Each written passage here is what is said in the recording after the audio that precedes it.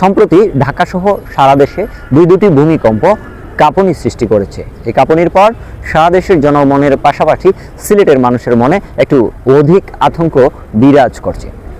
দর্শক, জেনে রাখা ভালো, সিলেটের দক্ষিণ প্রান্তে ডাউকি ফল্ট এবং সিলেটের উত্তর পূর্ব ভুটান সীমান্ত পর্যন্ত বিস্তৃত কফিলি ফল্ট, এই দুটি ফল্টই সিলেটের একদম পাশ দিয়ে বয়ে গেছে। তাই ভূমিকম্পের জন্য সিলেটকে একটি বিপজ্জনক এলাকা হিসাবে চিহ্নিত করে বিশেষজ্ঞরা সতর্কতা সংকেত জারি করছেন ইতিমধ্যে।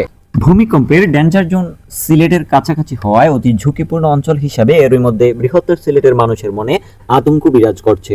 পরিসংখ্যান অনুযায়ী এ অঞ্চলে 1897 এবং 1880 সালে বড় মাপের ভূকম্পন অনুভূত হয়। এছাড়া নিয়মিতই মৃদু ও স্বল্পমাত্রার ভূমিকম্পে কেটে ওঠে সিলেট। তবে 2021 সালে 24 ঘন্টার ব্যবধানে 7 বার ভূকম্পন সবচেয়ে বেশি আতঙ্ক ছড়িয়েছিল এই অঞ্চলের মানুষের মনে। ওই সময় সিলেট নগরের 23টি ভবনকে অতি ঝুঁকিপূর্ণ হিসাবে চিহ্নিত করে ভেঙে ফেলার পরামর্শ দিয়েছিল তৎকালীন সময়ে গঠিত করা বিশেষজ্ঞ দল। কিন্তু অদৃশ্য কারণে সিসি কর্তৃপক্ষ পর্যাপ্ত উদ্যোগ না রাখায় দায়বদ্ধতা নিয়ে প্রশ্ন উঠে বিভিন্ন মহলে। সম্প্রতি হয়ে যাওয়া ভূমিকম্পের পর পূর্ব প্রস্তুতি ও পরবর্তী করণীয় নিয়ে মত বিনিময় সভা করেন সিলেট সিটি কর্পোরেশন। 24 নভেম্বর সোমবার বিকেল 4টায় নগর ভবনের 6ষ্ঠ তলায় শুরু হওয়া এই বৈঠকের সভাপতিত্ব করেন সিলেট সিটি কর্পোরেশনের প্রশাসক ও সিলেট বিভাগের বিভাগীয় কমিশনার খান মোহাম্মদ রেজাউন নবী।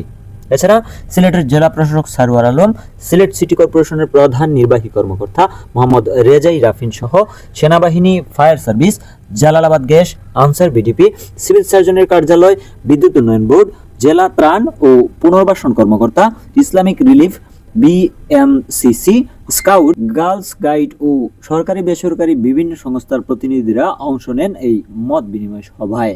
সে সময় শাহজালাল বিজ্ঞান ও প্রযুক্তি বিশ্ববিদ্যালয়ের বিশেষজ্ঞদের মাধ্যমে নগরীর বন্দরবাজার, জিন্দাবাজার সহ বিভিন্ন এলাকার কিছু ভবন পরীক্ষা করা হয়েছিল।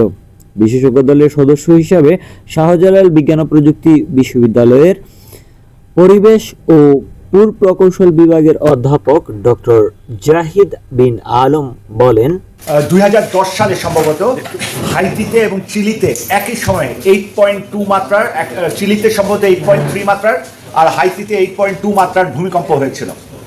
কিন্তু চিলিতে ক্ষয়ক্ষতির পরিমাণ 3টা বিল্ডিং শুধু একটু ব্যাকা হয়ে গেছিল আর 3 জন সম্ভবত মারা গিয়েছিল 8.3 ভূমিকম্পে। আর হাইতিতে 3 লক্ষ লোক 8.2 মাত্রার ভূমিকম্পে 3 লক্ষ লোক মারা গিয়েছিল। ওদের রাজার যে বাংলো ছিল ওইটা তো ভাঙছে এবং প্লাস ওদের কোনো হসপিটালও ঠিক ছিল না।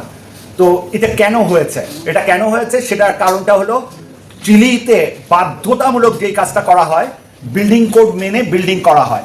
আমি আপনাদেরকে এতটুকু আশ্বস্ত করতে পারি ইঞ্জিনিয়ারিং পয়েন্ট অফ ভিউ থেকে, বিল্ডিং কোড যদি মেনে বিল্ডিং করেন ক্ষয়ক্ষতির পরিমাণ অনেক কমায় নিয়ে আসতে পারবেন। এটা 8 মাত্রার ভূমিকম্প হোক, এটা 7.8 মাত্রার ভূমিকম্প হোক।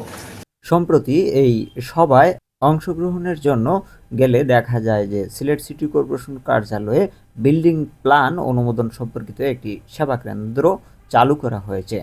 সম্প্রতি ঘটে যাওয়া এই ভূমিকম্পের পর সিলেট নগরের প্রশাসনের টনক নড়লেও আদতে দেখা যায় গত কয়েক বছরে বিশেষজ্ঞদের পরামর্শ অনুযায়ী বিভিন্ন ভবন অপসারণের কথা উল্লেখ থাকলেও সিটি কর্পোরেশন আদতে তেমন কোনো কাজ দেখাতে পারেনি। Madhuban market, Surma market, city super market, Mitali mansion, Raja mansion সহ 23টি ভবন অপসারণ এর কথা থাকলেও এর মধ্যে 2-1টি ভবন এর একটু বিহিত করার পর বাকি সবগুলোই ঠিক যেভাবে ছিল সেভাবেই চলছে। শুধু তাই নয়, দেখা যায় যে সিলেট জেলা প্রশাসক কার্যালয়ের ভিতরে উত্তর পাশে একটি পরিত্যক্ত বিল্ডিংয়ে বিভিন্ন অফিস ও দপ্তরের কাজও চালিয়ে যাওয়া হচ্ছে। এই অবস্থায় জনমনে প্রশ্ন থেকে যায় যে ভূমিকম্প মোকাবেলায় আমাদের প্রস্তুতি কতটুকু।